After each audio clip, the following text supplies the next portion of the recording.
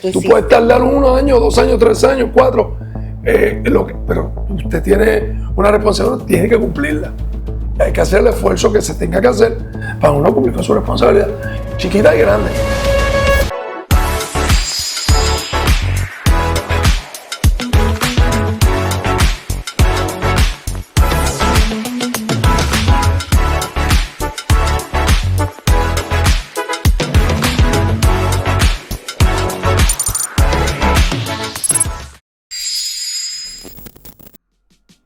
Saludos amigos y bienvenidos a esta nueva edición de Impulsa tu Marca con PauPay VIP. En estos momentos en nuestra tercera edición. Hoy nuestro estudio se va a vestir no solamente de elegancia, sabiduría y don de gente. Es para nosotros un gran honor recibir una persona que no solamente admiro y respeto, sino que quiero desde lo más profundo de mi corazón. Le demos la bienvenida al doctor David Bernier. David, mi amor. ¿Cómo tú estás? Qué bueno verte, corazón. Bienvenido. Mira, me dio una alergia ahí a última Lo hora. sabemos que te dio una alergia, pero tenía vamos este compromiso y dije, vamos voy a ir allá. a la chica, si me ven así con la nariz un poquito, Es por eso. es que estaba en una reunioncita ahí, como que me dieron una caja y estoy últimamente alérgico. Serán los años, David, la Sí, sabiduría. definitivamente. Bueno, David, yo voy a hacer un pequeño resumen de quién tú eres, porque yo sé que todo el mundo habla del doctor David Bernier, lo que es el esposo de Alexandra, el papá de Miranda y de Adrián. Ahora soy el esposo de Alexandra. Ahora es el esposo de Alexandra, te lo iba a decir. Antes Alexandra era la esposa del candidato. Ahora es, él es el esposo de Alexandra. Perdiste la identidad. Ok, tú fuiste estudiante de la primera clase graduanda de El albergue olímpico. del albergue olímpico. Eso es De ahí así. pasas a la Universidad de Puerto Rico en Calley. Eso es así. Después pasas a la Escuela de Odontología en Centro Médico. Eso es así. Y de ahí entonces te nombran director de la escuela de la Oficina Oficina de la Juventud, correcto. Eso es así. Y después pasas a ser secretario de Deporte. Recreación y Deportes. De ahí pasas a ser presidente del Comité Olímpico de Puerto Rico. Eso es así. De ahí pasas a ser secretario de Estado. Aquí voy a hacer un paréntesis. ¿Tú te acuerdas? Vamos a ver porque no se acuerda del aniversario. No me pregunte la fecha de aniversario. No. Muy bien. Yo me acuerdo.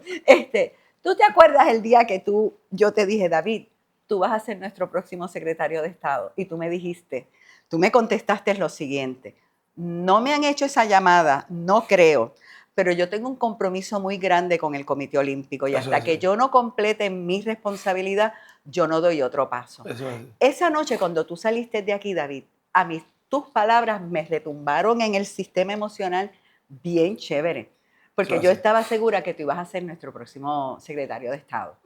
Pero todo se dio a su momento y tú completaste todo lo que tú querías cumplir con el comité. Eso es así. Ok, entonces de ahí nos vamos a que dejas de ser secretario de Estado.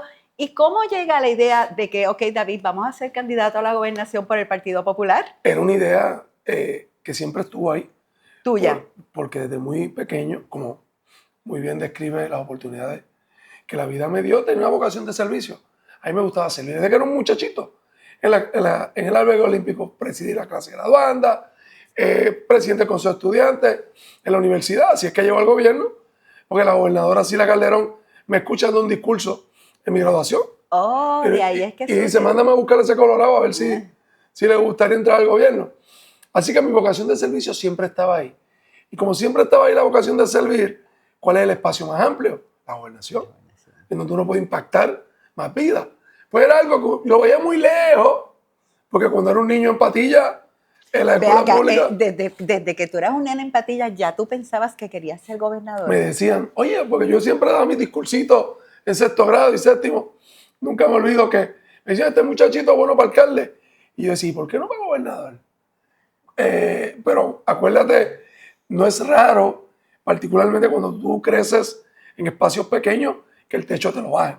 De buena fe, no lo hacen de mala fe, pero uno tiene que tratar de subirlo. Exacto. Y yo decía, ¿por qué no gobernador? ¿Por qué me dicen que para alcalde? Para alcalde. Y lo tenía siempre como un asunto que lo veía lejos, pues se tienen que hacer muchas cosas. Era un reto. Pero no era un reto que me obsesionaba, Okay. porque yo no decía, voy para allá, por ejemplo, era por etapa.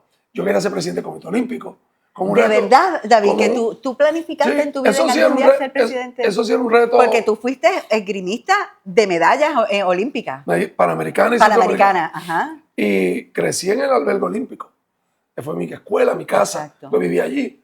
Así que yo veía el Comité Olímpico como una posición de mucha importancia y de mucha posibilidad de ayuda. Okay. Así que lo veía igual lejos, pero menos lejos que la gobernación, que era algo un poco más complicado. David, tú eres un muchacho criado en una familia muy linda. Me encantaba ver a tus papás juntos, sentaditos, siempre pegaditos, bien enamoraditos. Eso es así. Doña Celia, don David, que en paz descanse. Ustedes, todos los cuatro, son profesionales. Los 5. Los 5, perdóname. Ustedes son 5, espérate. Sí, porque son 2 muchachas, Ari y Josita, Ok. que son, Ay, se me quedó Ari. Ok, son está doctoras bien. en medicina, Ok.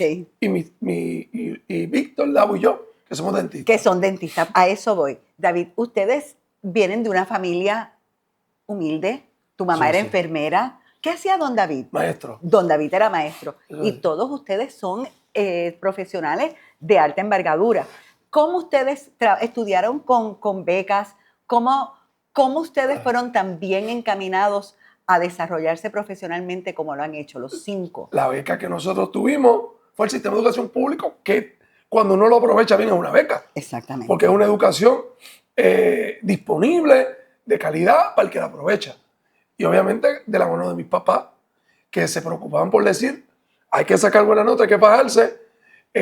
Si quieren estudiar medicina o odontología, el presupuesto está apretado. Pero ¿cómo es que llegan 3 de ustedes a estudiar odontología? Bueno, también como nos criamos juntos, Ok. el mayor va educando, uno va viendo ¿Cómo le va? y eso siempre tiene influye. Exacto. ¿Tú eres el tercero? Yo soy el cuarto. El cuarto. El más chiquito es Víctor. Víctor es más chiquito, sí. Así que, pero el genio detrás de todo el proyecto familiar, papi y mami, 2 fajones, 2 trabajadores. Los trabajadores. Nunca los vi quejarse. Trabajaban durísimo, llegaban a casa embaratados Y mantener 5 muchachos. y siempre con alegría, siempre con entusiasmo, no dando margen a la excusa. Ok. Que el problema es que cuando la queja está en la punta de la lengua del líder, ay bendito, los seguidores se quejan. Estamos escuchando algo que la semana pasada con Chef Piñero también lo escuchamos. No hay excusas. No tenemos que utilizar las excusas cada vez que nos va mal, cada vez que No las hay cosas no excusa son. para dar el máximo. O sea, Exacto. es que al final uno da el máximo, echa el resto y los resultados pueden variar. Pero al final la satisfacción tú la tienes cuando hiciste el máximo. Pero tiene que ser un hábito, dar el máximo. Y si del saque tú tienes la queja como hábito, va a ser difícil que dé el máximo. Y pues se ha convertido hasta en una tradición que es el culpable de todo el mundo menos tú. Menos uno, exactamente. Y ay María, y entonces son poetas echando culpa al otro. Tienen un Pero asumiendo repertorio. responsabilidad. Nadie la quiere. Pero entonces yo aprendí eso de mi papá. Con eso que me enseñaron ya no me tiene que hacer más nada. Y me lo enseñaron con el ejemplo. Exacto. Fajao, son 5 muchachos. Ellos hicieron su proyecto de vida. Nos ayudaron bien. Los hospedajes donde los que se hospedaron conmigo saben. Tú sabes, 80 pesitos pagábamos mensual y vivíamos juntos allí. ¡Feliz! Carros a veces había y cuando había se quedaban en todos lados. A veces no había y había que resolver. Y eran 5 pesitos de gasolina. Pero había que resolver y si había que ir caminando, pues hay que planificar, salir más temprano. Lo que no era opción es usar la caminata como excusa para no estudiar. Pero si ya tú del saque vienes con la excusa, no vas a dar el máximo. Y eso se ha convertido en un hábito. Y es difícil. Yo a veces voy a foros y yo pienso que no, me lo debaten. No, porque es que el gobierno, no, porque es que... Y es una cosa... Exacto. Pero nadie asume su responsabilidad. Pero es que si empiezas con ese foul, vas a tener una carga muy pesada. Pues por supuesto que hay montones de cosas que mejorar. Por supuesto que si un montón de otra gente hiciera, pues se te iría más fácil. Pero hay cosas que controlas tú. Exacto. Que es tu ánimo, tu disposición a dar el máximo.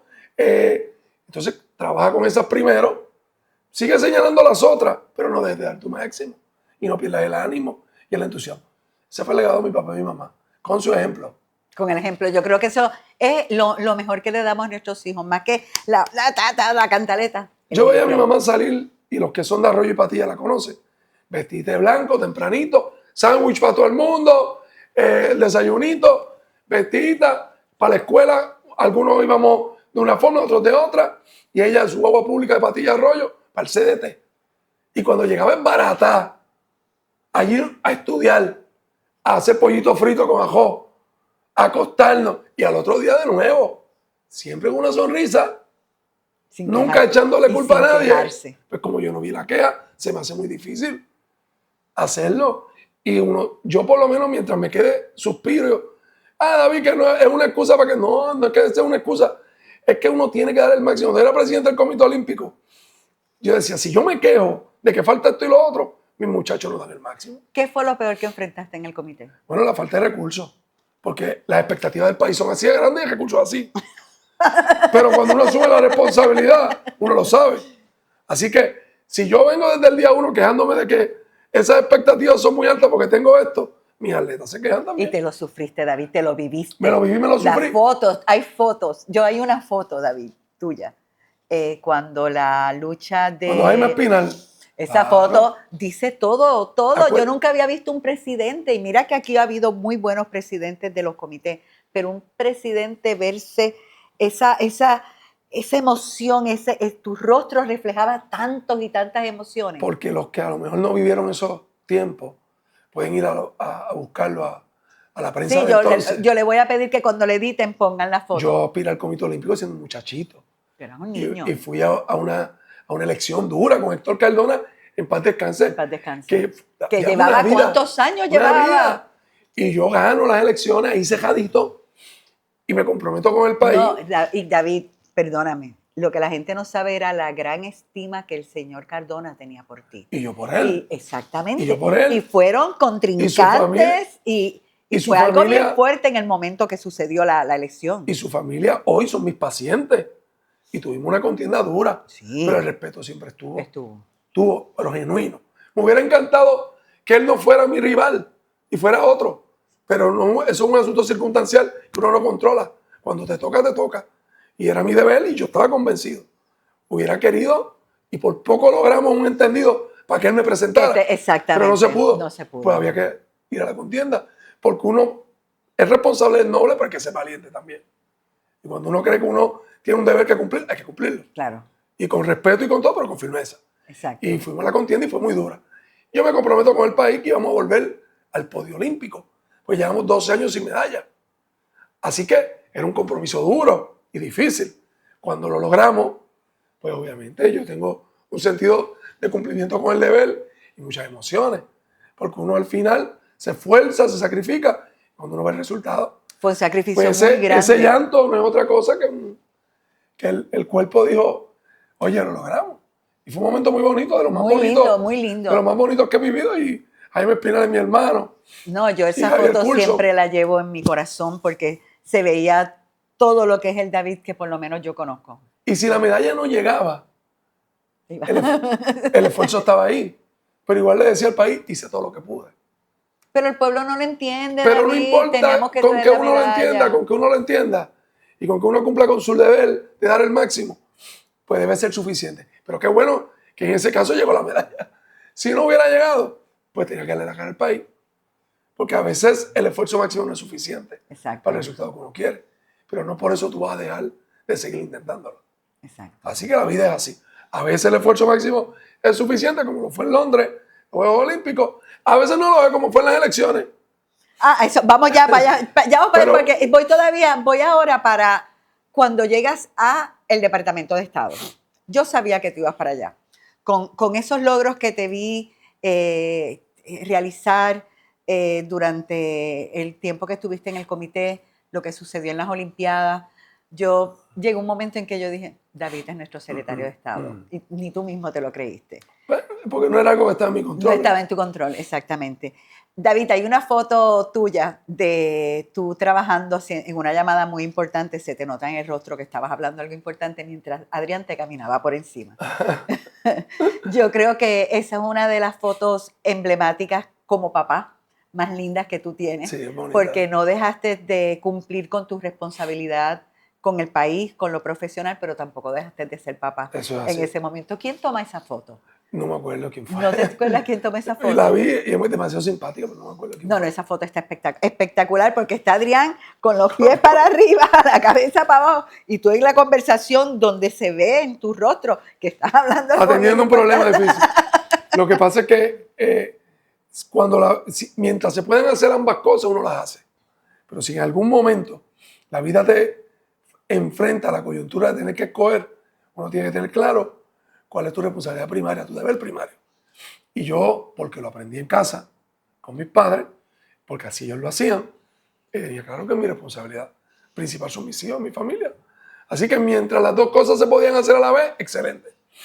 Cuando en algún momento hay que escoger una o la otra, la decisión tiene que ser bastante clara. Tiene que ser siempre la familia. Ven acá, David, cuando tú le llevas la noticia a Alexandra de que me voy a tirar para la gobernación. Ella se lo sospechaba, pero... Ella se lo sospechaba. No es lo mismo llamar al diablo que verlo venir. El día en que se lo anunció, lloró mucho, se puso muy ansiosa porque ella sabe lo que eso implicaba. Por otro lado, me respaldó porque ella sabía que era un proyecto de vida y que en ese sentido era una decisión que necesitaba su respaldo. Y ella no vaciló en respaldarme con lágrimas en los ojos, porque era algo que ella anticipaba lo difícil que iba a ser y los sacrificios, los sufrimientos. Pero a pesar de todo eso, hizo su ajuste, su sacrificio y lo convertimos en un proyecto de familia. Sí, no, estuvo espectacular. A mí me gustó, David. Pues yo creo que ustedes unieron fuerzas con amigos, vecinos, todos tuvimos un rol alrededor de ustedes. Y yo de lo más que jamás se me olvida y lo más que me disfruté fue que ese día me di cuenta yo, wow, qué equipazo hicieron David y Alexandra de amigos, que nos reunimos un grupo de amigas para ayudar a Alexandra en la casa. Y unas limpiaron, otras lavaron baño, otras cocinaron. A mí me tocó doblar ropa. Yo estuve 4 horas doblando ropa. Señores, yo le doblé la ropa al doctor Bernier. No les voy a contar nada. Porque Alexandra se iba para una caravana. Y tú ibas a otra. Y yo iba para otra y ella me ayudaba y estábamos luchando y estábamos atrás y bajando la ventana y dale por ahí. ¿Qué fue lo peor que te pasó en ese Casi trayecto? todo fue bueno, casi todo fue muy bueno. Y yo eso me lo disfruté. Y pues había mucho... Bueno, lo peor fue que no gané, tú sabes, porque yo hubiera querido ganar. Pero todo lo demás, incluyendo los sinsabores, los ataques, las mentiras, porque se sufren, pero uno las anticipa como parte del proceso. Hoy las recuerdo y fue parte de un aprendizaje importante y de algo que vivimos, que entre sufrimiento y alegría, el recuerdo que tengo es positivo. Creo que una vez culminó ese proceso, yo seguí con mi vida profesional sin reproche.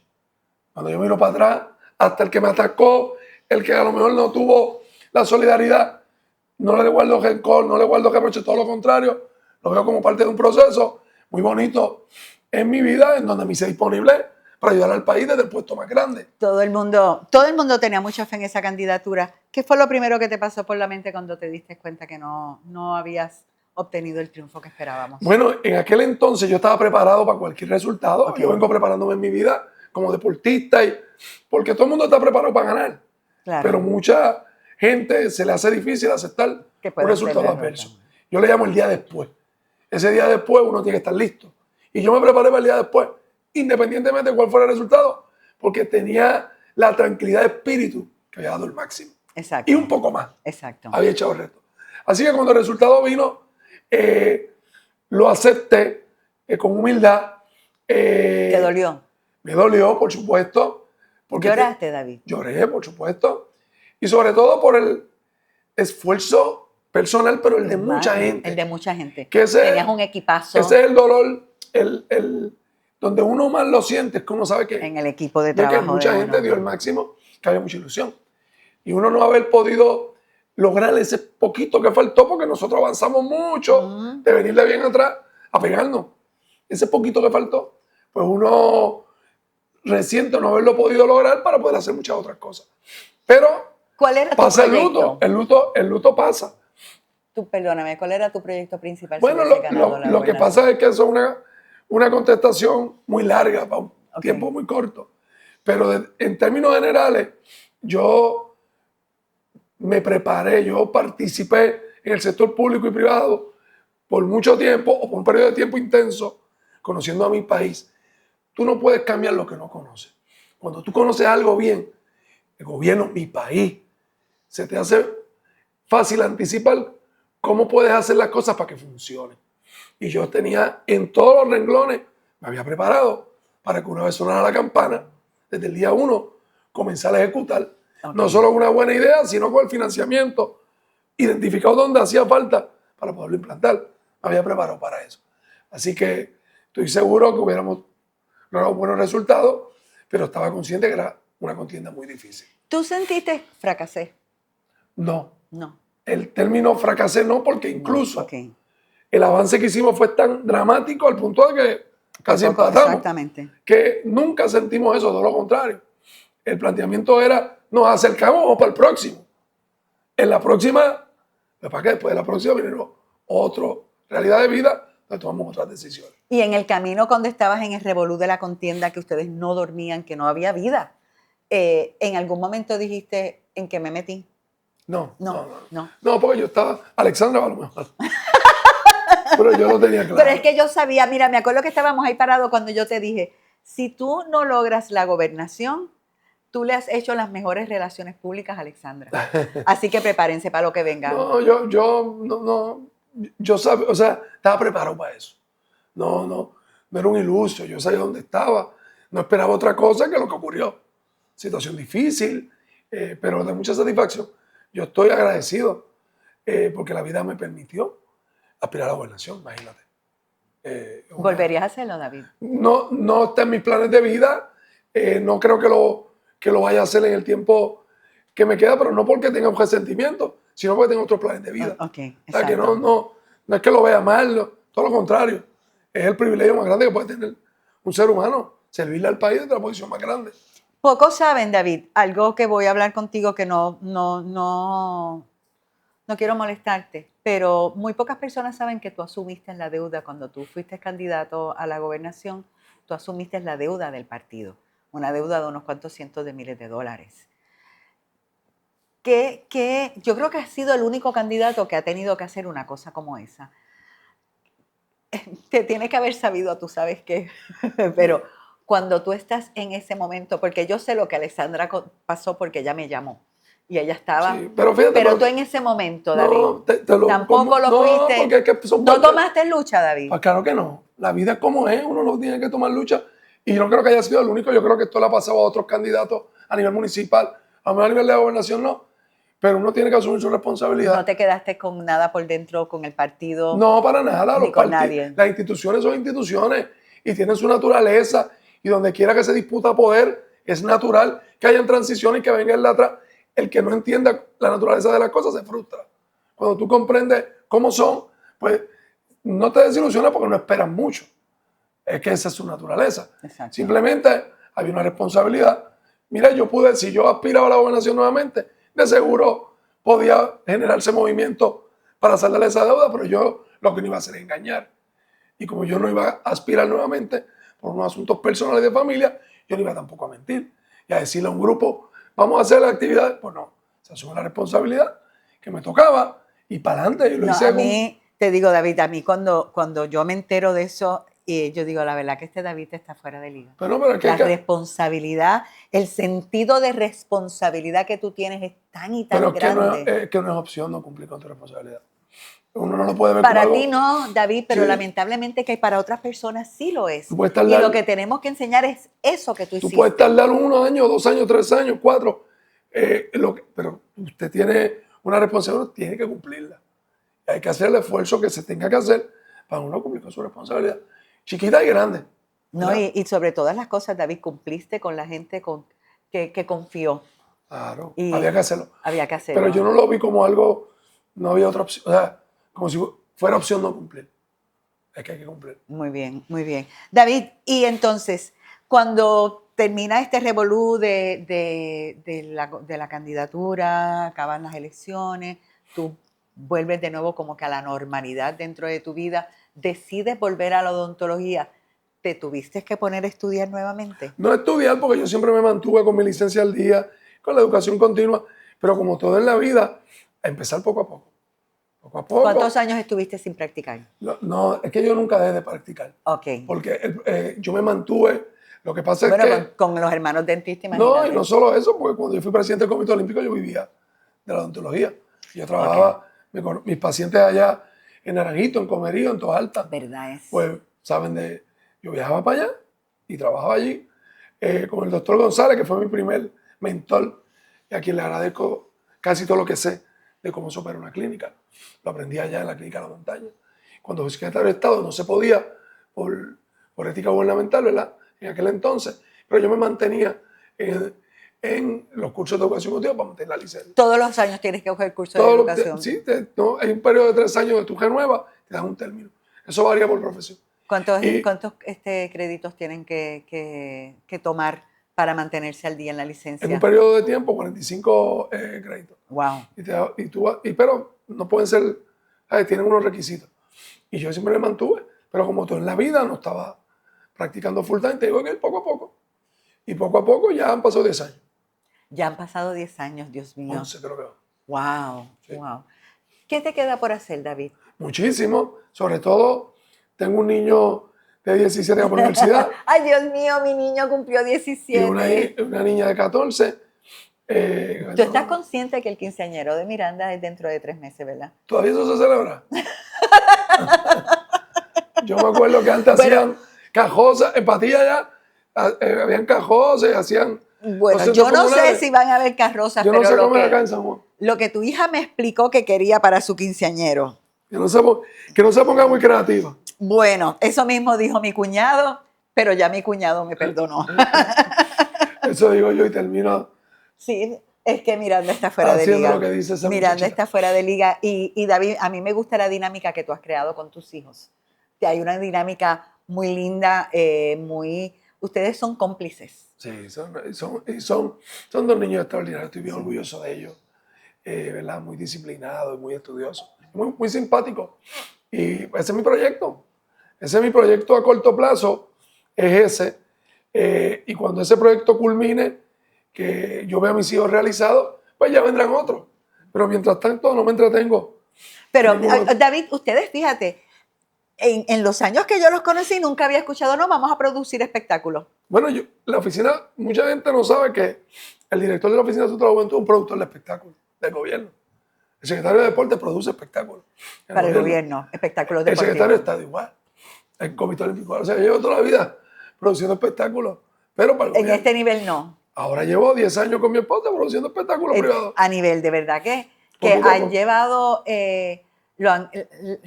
cada espectáculo que traen es tan bien pensado. Muy bonito. Bien pensado. Y son cosas que nos gustan a nosotros, que nosotros compraremos un boleto. Para sentarnos ahí. Exactamente, exactamente. Y lo hacemos con alegría, nos divertimos.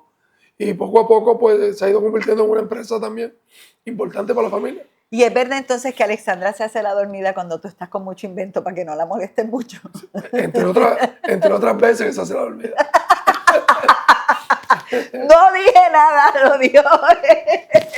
Sí, porque ella dice, allá está él inventando, déjame quedarme dormida. Para que... Sí, pero eso lo hacemos juntos y disfrutamos muchísimo. Lo sé, David. ¿Te enamoraste de Alexandra Amor a primera vista? No, mucha gente cree que no porque ella se ve más elegante que yo, pero no fue así. Y ella hace el cuento mejor que yo. Pero ella no, lo hace mejor que tú, lo sé, pero siempre me llamó la atención que nunca pregunté que si te habías enamorado de ella de la primera vez que ella... De la primera vez siempre me llamó la atención, porque ella es una mujer... hermosa. Además de hermosa, su personalidad. Su personalidad. Que es una persona con quien uno siempre la pasa. Llena el espacio. Pero la primera vez que nos conocimos era un asunto de amistad. Y profesional. Y poquito a poco, después más adelante la cosa pasó. Qué bueno, me alegro mucho, David. David, ya me dijiste que tu plan de vida ahora mismo es continuar en lo que estás haciendo con tu familia. Si tuvieses que llevar un mensaje a estas jóvenes, a estas mujeres que están ahí en la lucha y no saben si voy, si no voy, si fracaso, si me va bien, que están ahí como que apastelados. Bueno, esa no ¿Qué es tú le dices? Estar apastelado o sin ánimo o sin confiar en las capacidades propias es la fórmula perfecta para fracasar. Hay que creer en uno, Hay que, con entusiasmo, levantarse todos los días, elaborar un plan realista de vida y desde el cumplimiento de ese plan, progresar y echar hacia adelante. En el camino, procurar resolver las cosas en las que tienes control tú.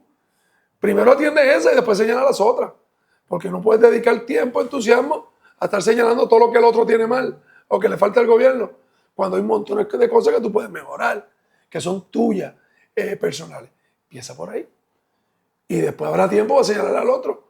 Y al final, cuando uno hace el esfuerzo máximo, cuando uno utiliza el tiempo de forma adecuada para lograr las cosas que uno quiere, uno no tiene reproches con la vida. A veces esas cosas salen, a veces no salen, pero siempre uno está satisfecho. Pero hay que levantarse todos los días entusiasmado con un plan realista de vida a emprender poco a poco a lograr las cosas que uno quiere. No hay sustituto para el trabajo duro y para el sacrificio. El que te esté vendiendo un cuento de que tienes que seguir el camino que únicamente te hace feliz, que únicamente te gusta, sin acompañarlo de sacrificio en momentos difíciles, te está engañando. Te está engañando. Te está engañando porque eso no existe. Hay mucho por ahí de eso hoy. Mucho planteamiento de entusiasmo, mucho planteamiento de ánimo. Ese ánimo y ese entusiasmo tienes que acompañarlo de un plan de vida y de sacrificio. De lo contrario, los resultados no van a llegar. ¿Cómo tú ves el país? ¿Cómo tú ves ahora mismo hacia dónde nos encaminamos, David? Yo soy un optimista. Yo veo mi país ocurriendo cosas muy buenas, con posibilidades. Yo veo mi país desarrollando un capital humano extraordinario, con orgullo. Yo cuando veo proyectos como el que, por ejemplo, se está celebrando en el Choliseo, y veo mi país completo. La residencia, sí, no, definitivamente. Independientemente te guste o no la música, ves un puertorriqueño que está convocando al mundo y está funcionando. Cuando yo veo médicos que se vienen de los Estados Unidos con sus especialidades instalándose en Puerto Rico, me pongo contento. Cuando yo veo puertorriqueños en dificultades o con circunstancias adversas echando para adelante, que son montones, también me pongo contento. Yo veo mi país con mucho optimismo, apuesto a mi gente, tengo mucha esperanza en esta nueva generación, que comienzan a ver las cosas distintas, comienzan a hablar diferente, comienzan a congregarse de forma distinta, a dejar atrás preceptos anteriores. Pues le tengo mucho entusiasmo a esa generación. Falta por ver si acompañan todo eso con laboriosidad, con disposición para el trabajo, para lograr todas esas cosas que quieren. Yo apuesto que sí. Me alegro mucho, David, de escucharte. Ese positivismo, yo también fui en un momento dado una persona bien positiva y no sé si fue el trabajo, no sé si fue que el trabajo me absorbió y fui como que perdiendo esa capacidad de ser positiva. No perdí el entusiasmo, pero sí perdí el positivismo. Y uno tiene etapas, ¿verdad? Porque la vida es por etapas y hay momentos en que las cosas salen mal. A pesar de que uno hace el máximo, uno se frustra. Pero al final la vida es finita. Nos vamos a morir. Como quiera nos vamos a morir. Y ese tiempo no se escapa a nadie. Pues cada día hay que aprovecharlo para hacer lo mejor que uno puede, con alegría y con entusiasmo. Porque ¿qué ganas tú asumiendo una actitud distinta? Pues nada, si algo nos vamos a morir como quiera. Es verdad. David, de verdad que en esta conversación que hemos tenido esta noche, no solamente me has dado la oportunidad de conocerte un poquito más y darme cuenta de que no me equivoco, eres un tipazo. Y la tienes. Siempre preguntamos a nuestros invitados, ¿la tienes o no la tienes? Pero tú definitivamente que la tienes, no hay que preguntártelo. Qué bueno que la tengo, lo que sea. Siempre es mejor tenerla que no tenerla. Gracias por la invitación. No, David, a ti, de verdad, gracias por estar con nosotros aquí. No, a ustedes. Te voy a decir algo públicamente. Gracias por la confianza que tuviste para entregarme a tus hijos y que yo pudiera velar por ellos. Gracias, lo disfruté. ¿Y a ti por casarme? Lo disfruté un montón cuidar de tus hijos, estar con ellos, y todavía... Ellos te quieren mucho. Cuando estoy con ellos, para mí es estar en otro mundo. Gracias, pero sobre todas las cosas, gracias por la confianza que me diste de cuidar de ellos. Sin contar que la gente no sabe que yo le devolví a Miranda un día rota, David. ¿Tú te acuerdas? Y se lo te la estoy devolviendo rota. Se portó mal y se rajó la cabeza. No se portó mal, estaban jugando y se rajó la cabeza.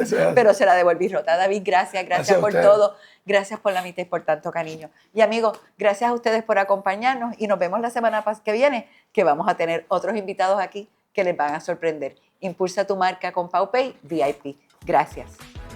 Gracias, David.